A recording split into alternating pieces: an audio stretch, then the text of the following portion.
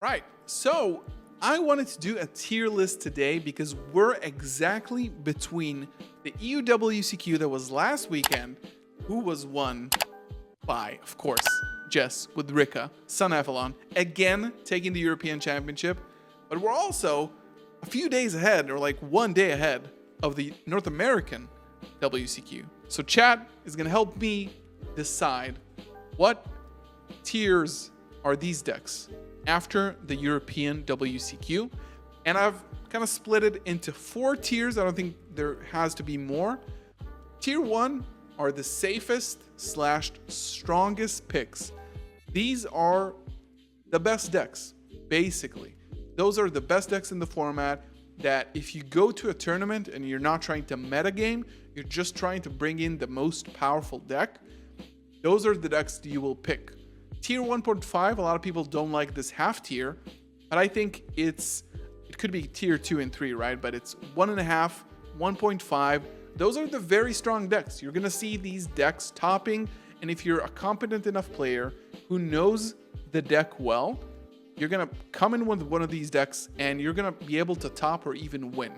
Then we have tier 2 that are solid okay picks, right? Solid as in it's okay. These decks can get into the top cut in very small percentages, but are not the best contenders at winning a tournament or even getting to top 8, top 4. And then Rogue, which is basically if you have good luck, it's also like good luck playing against the best decks, right? But also if you have good luck in a tournament, you can make it into the top cut with these decks. So Rogue is not unplayable here because we only have 15 or so decks in the list. I didn't include everything. But again, if you're a good player, know your matchups, and also have good luck on the day of the event, you might be able to top. And we're gonna start with Branded. I was actually contemplating a lot between tier 2 and 1.5. But I think that specifically for Branded, we're gonna also rank them inside each tier. So if a deck is worse or better, then it's gonna go like this. It's currently, in my opinion, I'm gonna try to be unbiased with it. You have to be a very good player with Branded in order to succeed today, which is why I'm currently gonna put it in solid picks, which is tier 2. I think it honestly could go into tier 1.5, but judging based on the last tournament, not a lot of top cut showings for Branded in this tournament. So I think it's a solid pick for a player who's very good with the deck, in my opinion. But Dragon Link is actually going to be above that, and I think it's a very strong deck. It's one of the strongest decks in the format. A lot of top cut performances in the past 2 tournaments. It is very, very good, super strong, and basically full power currently with Bestials. I think Bestials are going to get hit in the next ban list significantly, and right now Dragons are taking advantage of that. Crazy huge boards, Dispatter, Assault Synchron, Ringo Worm, a lot of really, really good new support for the deck that just keeps evolving. I think it's incredible. It's a very strong deck. It's going to be tier 1.5 because there's not going to be a lot of room in the top. And we're going to talk about the top here, right? We're just going to put it in here for now. We're not going to keep it here. Rika, I should have used Lokai for the picture, but Rika just took the European World Championship qualifier tournament. 2,000 plus players.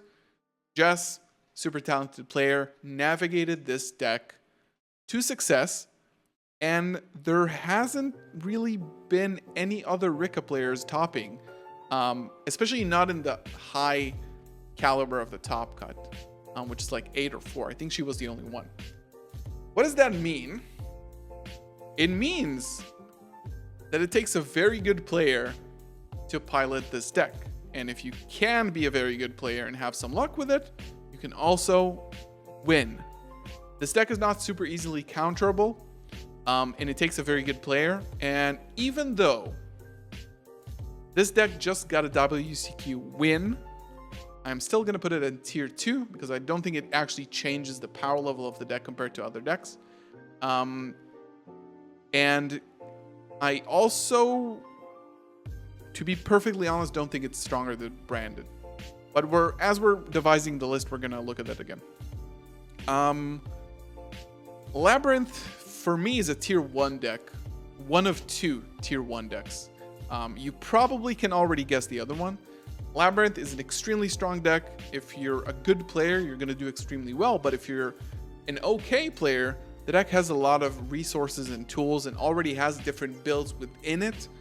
And currently, one of the only decks in the format that are unharmed, 100%. No limitations on any of the cards. Skill Drain is a 3, Prosperity is a 3, and those cards are insane. This deck also uses the extra deck sometimes with Chaos Angel. A lot of very powerful floodgates and blowout cards like Eradicator Virus are searchable and really easily accessible. This deck is tier 1. It's very easy. Mathmech just got hit, and I think it is a rogue deck. I don't want to spend too much time on it, but I think Mathmech is rogue at best. It did top with the new limitations, with Circular to 1. It has some interesting lines to it, but in a big tournament, it's probably going to be rogue. You're going to need a lot of luck to play it well and do well with it. Same goes for Striker. It's probably even worse than Mathmech at this point. I love the deck to death. My second deck that I own, second deck that I played, and I think that right now Striker is not good enough, but if a pilot comes with it to a tournament, they could do well. This, I had it from a previous tier list. If I had another tier below it, I would put it there. It's probably the worst out of all of these. And it just tells you that the deck is dead, basically. I think Sword Soul might be rogue above Striker. And it's kind of disappointing to see, to be honest. It might even be above Mathmech, but I'm just going to keep it here. It's kind of disappointing to see. Deck pretty much has its entire engine plus Denglong unharmed and at full power and still not doing really well.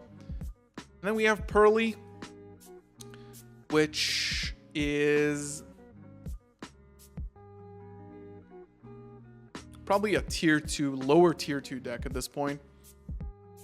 It has a very specific win condition, and maybe if people stop respecting it and playing kaijus, then who knows. Also, I only included decks in this list that actually topped events in the last 2 or 3 nationals in WCQs. So these are relevant decks that actually top, not just every deck made it into this list.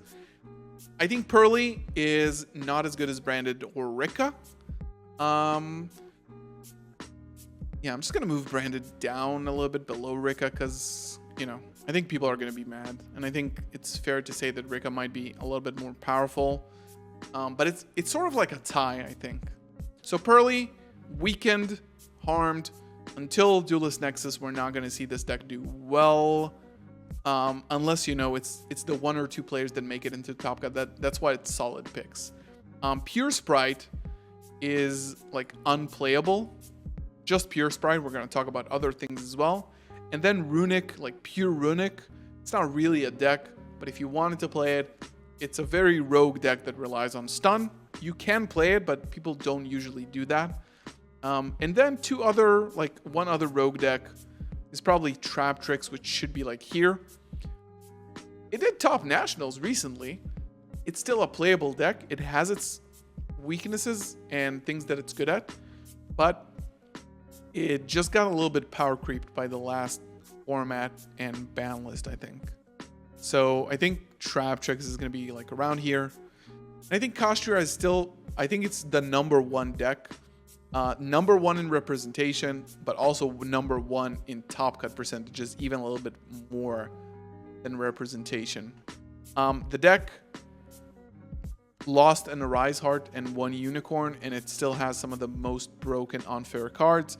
Prosperity should be limited in order to hurt this deck significantly.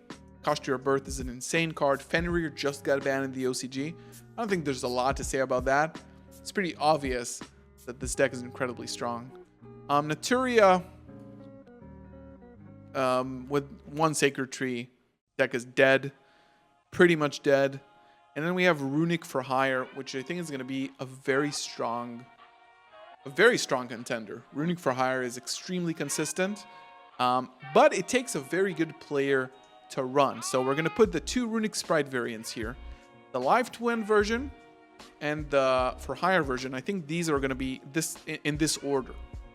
I think the Runic Live Twin version is more of a Sprite deck, while For Hire is more of a For Hire deck. It's just like drawing cards, getting a negate, a pop, and then the Live Twin version feels more like Sprite. I think these two are both very, very strong contenders. We are also seeing that in Top Cut representation. These decks are doing extremely well. I think right now, Runic Fountains 2 did nothing. Tip should probably be a 1, maybe Fountain as well, maybe Hugin, who knows. But I think Fountain should go to 1 eventually, like it did in the OCG.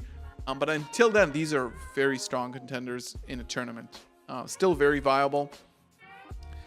With Bestial Control, I think I'm going to put it like here.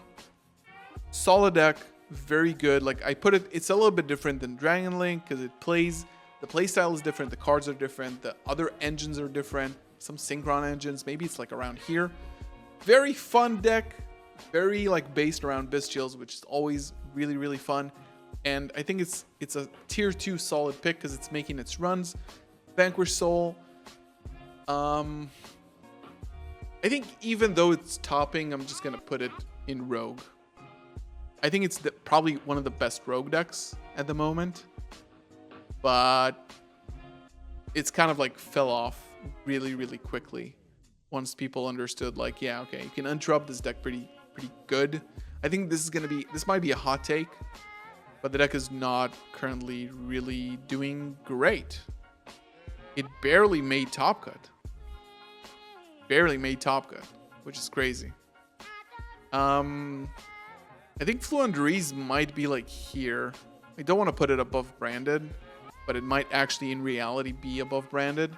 Fluenderies topped more than Branded in the EU WCQ, which is crazy. It's crazy. How is this deck still alive? It is so incredibly busted still. How? Like, how did this deck not die? I think we need to limit map in the future. And, yeah, I don't know. Earth Machine. Why did I put it here? Because it topped the EU WCQ. But don't be fooled. It's still a pretty bad deck. In my opinion. This is exactly why it says good luck here. Because if you have good luck, not to dish on the player at all, congrats to him, really, really solid job, but you probably have to be very lucky to get through that. But it did top like last weekend, so we're going to put it there. And then Dark World is probably going to be here, or maybe even the best Rogue deck. What do you guys think? I think this deck might be the best Rogue deck. We saw it in the World's Points Qualifier.